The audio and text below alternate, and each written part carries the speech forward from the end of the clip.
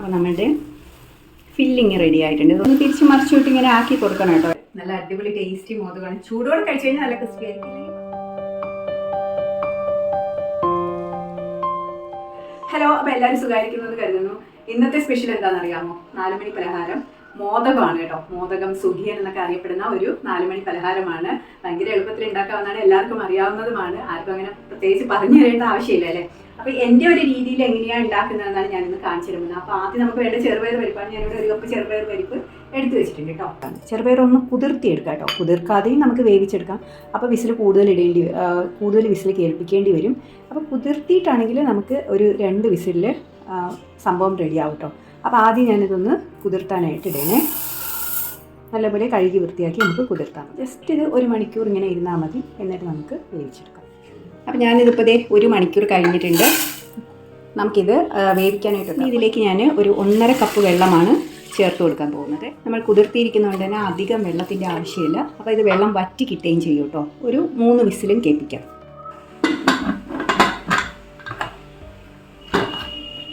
അടുത്ത് ഞാൻ 1 കപ്പ് ശർക്കര പൊടിയാണ് എടുത്തിരിക്കുന്നത്. ഇത് ഞാനൊരു പാനിലേക്ക് മാറ്റി കൊടുക്കുന്നുണ്ട്. അത് കുറച്ച് വെള്ളം ഒഴിച്ചിട്ട് നമുക്കിതൊന്ന് മെൽറ്റ് ചെയ്തെടുക്കാം. ഒരുപാട് വെള്ളത്തിൻ്റെ ആവശ്യമില്ല. നമുക്കിത് അരിച്ചെടുക്കേണ്ട ആവശ്യമൊന്നുമില്ല. ശർക്കര പൊടിയാകുമ്പോഴത്തേക്ക് നിങ്ങൾക്ക് അറിയാമല്ലോ, വളരെ ഈസിയാണ് യൂസ് ചെയ്യാനായിട്ട്. അപ്പോൾ ഞാനിതൊന്ന് മെൽറ്റ് ചെയ്തെടുക്കാം കേട്ടോ. നമ്മളുടെ മധുരത്തിന് ആവശ്യമായിട്ടുള്ള ശർക്കര ചേർത്ത് കൊടുത്താൽ മതി. അപ്പോൾ ഇതൊന്ന് മെൽറ്റായി വരുമ്പോൾ നമുക്കിതിലേക്ക് തേങ്ങ ചേർത്ത് കൊടുക്കാം.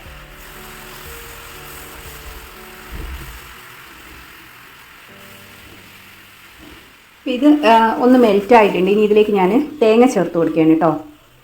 ഇത് ഏകദേശം ഒരു മുറിയാണ് തേങ്ങ എടുത്തത് ഞാൻ. അപ്പോൾ നിങ്ങളുടെ ഇഷ്ടത്തിന് ചേർത്ത് കൊടുക്കുക, കുഴപ്പമില്ല. ഇതിലേക്ക് ലേശം ഏലക്കാപ്പൊടി ഞാൻ ഇപ്പോൾ ചേർത്ത് കൊടുക്കുന്നുണ്ട്.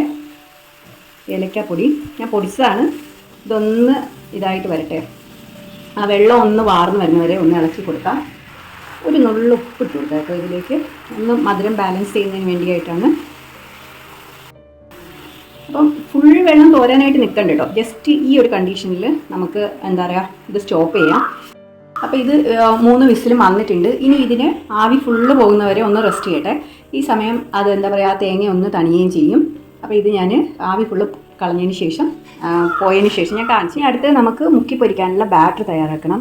അതിന് ഞാനിവിടെ എടുത്തിരിക്കുന്നത് മൈദയാണ്. അടുത്തത് നമുക്ക് ഒരു 2 ടേബിൾ സ്പൂണോളം അരിപ്പൊടി ചേർത്ത് കൊടുക്കണം കേട്ടോ. 2 ടേബിൾ സ്പൂൺ അരിപ്പൊടി ചേർത്ത് കൊടുക്കാം. ഇനി നമുക്ക് കുറച്ച് ഉപ്പ് ചേർത്ത് കൊടുക്കാം.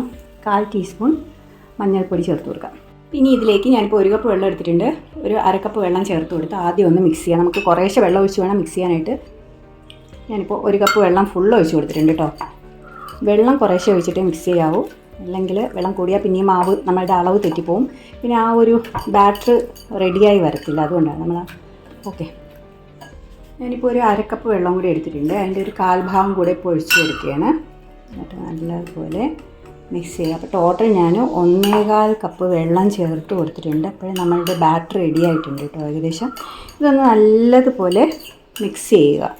കട്ടയൊന്നും ഇല്ലാണ്ട് മിക്സ് ചെയ്യില്ലെങ്കിൽ ജസ്റ്റ് ഒന്ന് എന്താ പറയുക, മിക്സിയിലിട്ട് ഒന്ന് റൺ ചെയ്യിപ്പിച്ചാലും മതി കേട്ടോ. അപ്പോൾ നമ്മുടെ ബാറ്റർ റെഡി ആയിട്ടുണ്ട്.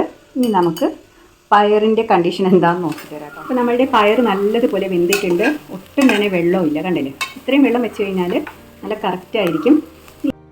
ഈ പയർ നമുക്ക് ഇതിലേക്ക് ഇട്ട് കൊടുക്കാം കേട്ടോ. തേങ്ങ ശർക്കര കൂട്ടിലേക്ക് ഇട്ട് കൊടുക്കാം.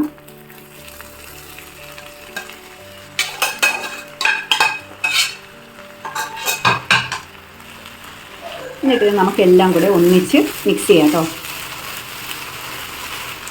ചെറുതായിട്ടൊന്ന് ഉടച്ചു കൊടുക്കുകയും ചെയ്യണം. ഒന്ന് മിക്സാക്കിയിട്ട് നമുക്ക് ഉടച്ചു കൊടുക്കാം. നമ്മുടെ നാട്ടിലൊക്കെ എന്താ പറയുക, ഏലക്കാപ്പൊടി മാത്രമേ ചേർക്കാറുള്ളൂ. പക്ഷേ ചിലർ ജീരകം, അതായത് ചെറിയ ജീരകം ചേർത്തിട്ടുണ്ടാക്കണം. എനിക്ക് ചെറിയ ജീരകത്തിൻ്റെ ടേസ്റ്റ് ഇഷ്ടമില്ലാത്തത് ഞാൻ ചേർക്കാത്തത്. എൻ്റെ ഉമ്മായും അങ്ങനെ ചെറിയ ജീരകം ചേർത്ത് ഒരു പലഹാരം ഉണ്ടാക്കണം ഞാൻ കണ്ടിട്ടില്ല കേട്ടോ. അതുകൊണ്ട് എനിക്ക് ആ ഒരു ശീലം ഇല്ലാത്തതുകൊണ്ടാണ് ഞാൻ ഈ ചെറിയ ജീരകം ചേർക്കാത്തത്. ഇപ്പോൾ കണ്ടോ, നമ്മുടെ ഏകദേശം റെഡി ആയിട്ടുണ്ട്. കുറച്ച് ഉപ്പിട്ട് കൊടുക്കുകയാണ്.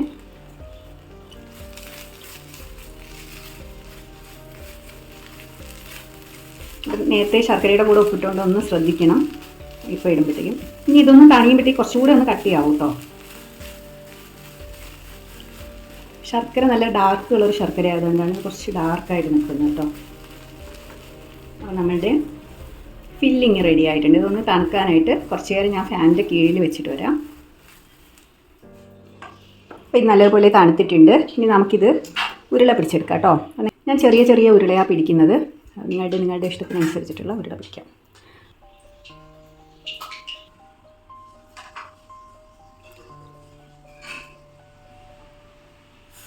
അപ്പോൾ നമ്മുടെ ഉണ്ടകളൊക്കെ റെഡി ആയിട്ടുണ്ട്. ഇനി നമുക്ക് ഓരോന്ന് ഈ ബാറ്ററിയിൽ ഇട്ടിട്ട് ജസ്റ്റ് നമുക്ക് ഓരോന്നായിട്ട് ഇനി എണ്ണയിലേക്ക് ഇട്ട് കൊടുക്കാം. അപ്പോൾ എണ്ണ നല്ലതുപോലെ ചൂടായി വന്നിട്ടുണ്ട്. ഇനി ഇതിലേക്ക് ഞാൻ ഓരോന്നായിട്ട് ഇട്ട് കൊടുക്കുകയാണ് കേട്ടോ.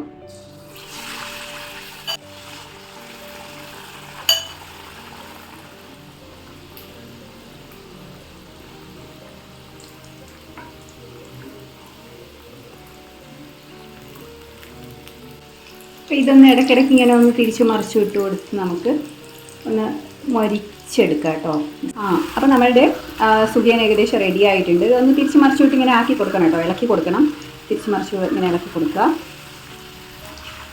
നമുക്കിത് കോരിയെടുക്കാം. അപ്പോൾ നമ്മുടെ മോദകം റെഡി ആയിട്ടുണ്ട്. നല്ല അടിപൊളി ടേസ്റ്റി മോദകമാണ്. ചൂടോടെ കഴിച്ച് കഴിഞ്ഞാൽ നല്ല ക്രിസ്പി ആയിരിക്കും. ഇല്ലെങ്കിൽ കുറച്ച് തണുത്തൊന്നിരിക്കും കേട്ടോ. ഭയങ്കര ടേസ്റ്റി ആയിട്ടുള്ളൊരു ഡിഷാണിത്. 4 മണി പലഹാരമാണ്. ഞാനൊന്ന് പൊട്ടിച്ച് കാണിച്ചു തരാം കേട്ടോ. ഇതിപ്പോൾ കണ്ടോ, നല്ല അടിപൊളി സൂപ്പർ ടേസ്റ്റുമാണ് കേട്ടോ. അപ്പോൾ എല്ലാവരും ഇതുപോലെ ഒന്ന് ട്രൈ ചെയ്ത് നോക്കിയിട്ട് ഫീഡ്ബാക്ക് പറയാൻ മറക്കരുത്. ഒരു ചെറിയൊരു രീതി വ്യത്യാസം വരുത്തിയതാണ്. സൂപ്പർ ടേസ്റ്റാണ്. ട്രൈ ചെയ്ത് നോക്കിയിട്ട് ഫീഡ്ബാക്ക്. Thanks for watching.